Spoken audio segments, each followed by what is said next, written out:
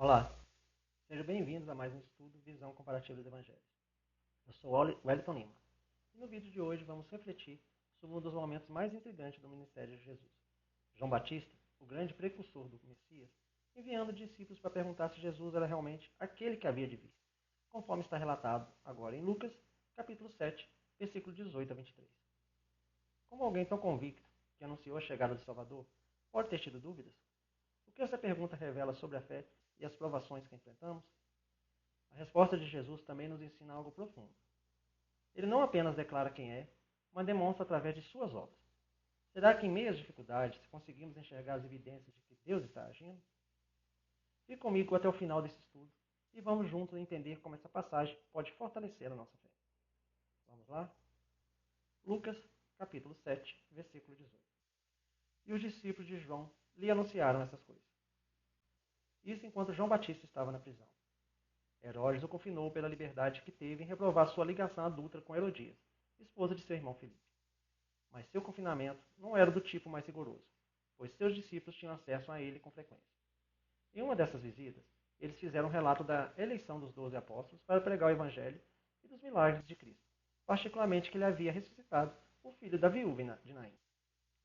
É muito provável que os discípulos de João tenham participado do ministério de Jesus em determinados momentos, e podemos supor isso era um caso comum entre os discípulos de diferentes professores judeus. Versículo 19. Então João chamou 2 de seus discípulos e os enviou ao Senhor, dizendo: És tu aquele que havia de vir, ou esperamos outro? Caso João realmente tinha alguma dúvida, ele tinha certeza de que Jesus é pelo menos um profeta que lhe dirá a verdade. A questão levantada é: você é o Messias prometido? À medida que se aproximava o tempo do cumprimento da profecia, o Messias esperado era assim chamado: aquele que vem, ou seja, aquele que está agora pronto para aparecer na Judéia. Versículo 20. E quando aqueles homens vieram a ele, disseram: João Batista nos enviou a ti, dizendo: És tu aquele que havia de vir? Ou esperamos outro?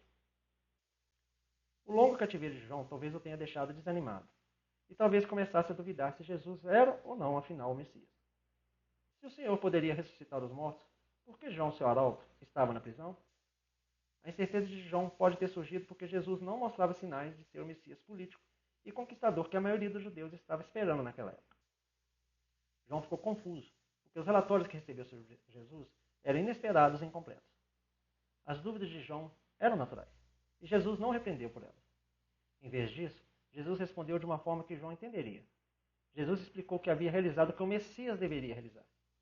Deus pode lidar com nossas dúvidas e ele aceita as nossas perguntas. Versículo 21. Naquela mesma hora ele curou a muitos de enfermidades, males e espíritos maus, e a deu vista a muitos cegos.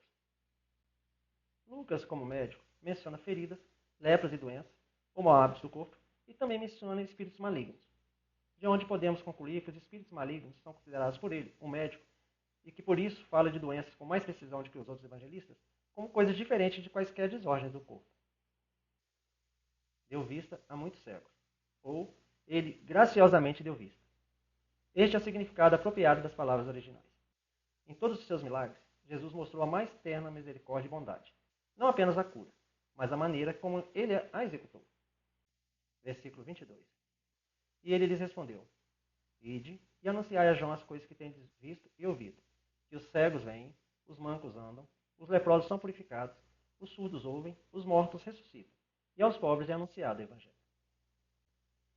A evidência não era que esses eram milagres, mas que os milagres eram aqueles que haviam sido profetizados. A resposta de Jesus usa a linguagem de Isaías, capítulo 35, versículos 5 a 6, onde está registrado: Então os olhos dos cegos serão abertos, e os ouvidos dos surdos se abrirão. Então os aleijados saltarão como servos, e a língua do mudo falará alegremente. Essas curas são sinais da era messiânica. Alguns professores comparavam os cegos, os mancos e os leprosos aos mortos, porque não tinham esperança de recuperação. As alusões também rememoram Lucas, capítulo 4, versículos 18 e 19, onde Jesus diz: O Espírito do Senhor está sobre mim, porque ele me ungiu para evangelizar os pobres, me enviou para proclamar liberdade aos cativos e dar vista aos cegos, para pôr em liberdade os oprimidos, para proclamar o ano agradável do Senhor. Jesus prefere que sua obra fale por si, em vez de fazer afirmações messiânicas. Essas provas físicas ajudarão João, e ainda ajudarão a todos nós, a reconhecer quem realmente é Jesus. Versículo 23. E bendito é aquele que não se ofender em mim. Não encontre nada para tropeçar. Do grego, escandalizou. Preparar armadilha, causar tropeço. É sempre usado no Novo Testamento com sentido figurado de levar alguém a pecar.